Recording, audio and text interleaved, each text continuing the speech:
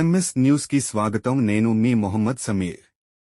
ఈరోజు doctor BR Ambedkar గారి 134వ వర్ధంతి ని పురస్కరించుకుని మాజీ కాంగ్రెస్ రాజ్యసభ సభ్యుడు వి హనుమంతరావు గారు కాచిగూడ కృష్ణానగర్లోని అంబేద్కర్ విగ్రహానికి పూలమాలలు వేసి ఘనంగా నివాళులు అర్పించారు. అనంతరం ఆయన ప్రసంగించారు. ఈ కార్యక్రమంలో కాంగ్రెస్ సీనియర్ నాయకులు TPCC general secretary R Laxman Yadav, Mohammed Mustafa Ali, Sambhula Srikanth Goud, Ram Mohan, ఇతర కాంగ్రెస్ నాయకులు పాల్గొన్నారు.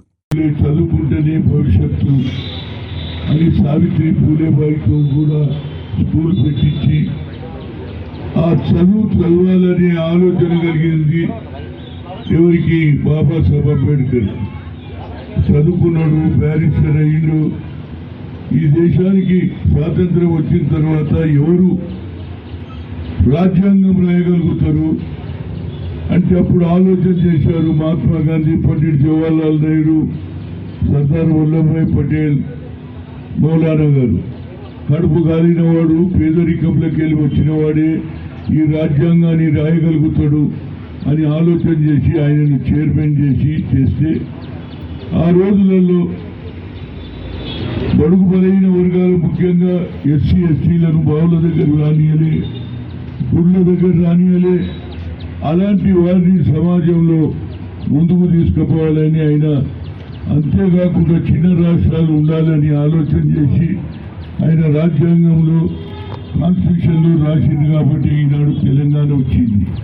కనుక నా ఉద్దేశంలో తప్పనిసరిగా అంబేద్కర్ కాన్స్టిట్యూషన్ను నడపడానికి మనం ప్రయత్నం చేయాలి. కానీ ఇవాళ కొందరు బీజేపీ, ఆర్ఎస్ఎస్ నాయకులకు వారికి ఇష్టం లేదు, రాజ్యాంగాన్ని మార్చడానికి ప్రయత్నం చేస్తున్నారు. ఆఖరుకు ఎక్కడ చూడండి, రాజ్యసభలో 6 సార్లు పేరెత్తేసి అంబేద్కర్ అంబేద్కర్ అంబేద్కర్ అంబేద్కర్ అంబేద్కర్ అంబేద్కర్ అని 6 సార్లు మాట్లాడి పేరెత్తి ఇదొక ఫ్యాషన్ అయిపోయింది అన్నాడు. ఇంతకంటే దుర్మార్గం ఉంటుందా?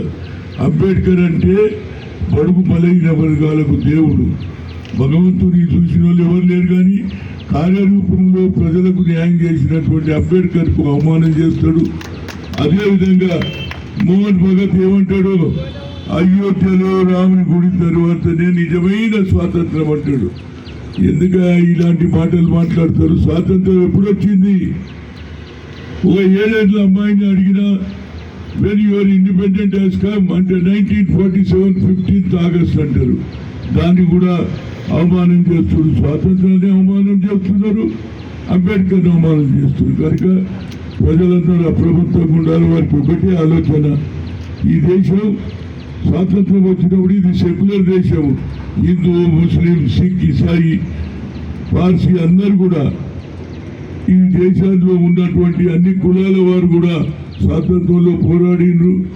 అంతేకాకుండా షహీద్ భగత్ సింగ్ ప్రాణాలు అర్పించాడు. కానీ స్వాతంత్రాన్ని నేను వదులుకోను అన్నటువంటి వాళ్ళను కూడా అవమానం చేస్తున్నాడు. కాబట్టి ప్రజలు గుర్తించి ఈ తప్పనిసరిగా ఈ భారతదేశం సెక్యులర్ దేశంగా ఉండాలి. ఇక్కడ అన్ని కులాలకు, అన్ని మతాలకు ప్రాధాన్యత ఉన్నది. ఈ భారతదేశాన్ని ముక్కలు చేయాలని ఆలోచన ఎవరికైతే ఉన్నదో వారి ఆలోచన విరుద్ధంగా ఈ దేశంలో రాహుల్ గాంధీ గారు కూడా అదే అంటున్నాడు. ఇది జితినా ఇచ్చేదారి యుక్తి భాగీదారి అంటున్నాడు. కులగన జరగాలన్నాడు. అన్నిటికంటే విచిత్రం ఏంటంటే ఆయన మొన్న 10 ఏళ్లలో ఎప్పుడు కూడా ముస్లింలకు ఏది కిట్ ఇయ్యలే, షల్వార్ ఇయ్యలే, పాలు ఇయ్యలే, చక్కెర ఇయ్యలే. ఈసారి ఆ పాలు చక్కెర ఎందుకు ఇస్తున్నారు అంటే అందులో కూడా పేదవాళ్ళు ఉన్నారనే ఇచ్చినవా లేదా? కనుక మరి పేదవాళ్లకు రిజర్వేషన్ ఇస్తుంటే ఎందుకు వద్దంటున్నారు అనేది ప్రజలు ఆలోచన చేయాలి. ఏదైనా బాబాసాహెబ్ అంబేద్కర్ ఈ దేశానికి ఒక దిక్సూచి. ఇందిరాగాంధీ నుంచి రాజీవ్ గాంధీ నుంచి ఈనాడు ఉన్నటువంటి ప్రతి ఒక్కరు కూడా ఆలోచన చేయాలి.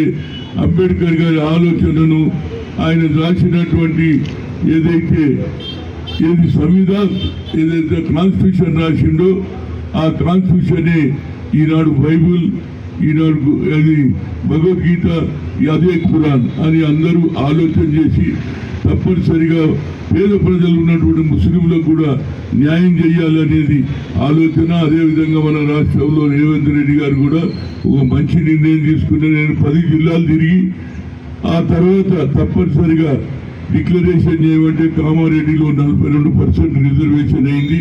దాన్ని అమలు చేయడానికి అందరూ కూడా ప్రయత్నం చేయాలి. ప్రతి ఒక్కరు కూడా అంబేద్కర్ ఈ భారతదేశం ఉన్నంత కాలం జబ్ తక్ సూరజ్ చాంద్ రేగా అంబేద్కర్ కా నామ్ రేగా అని చెప్తూ సెలవు తీసుకుంటారు.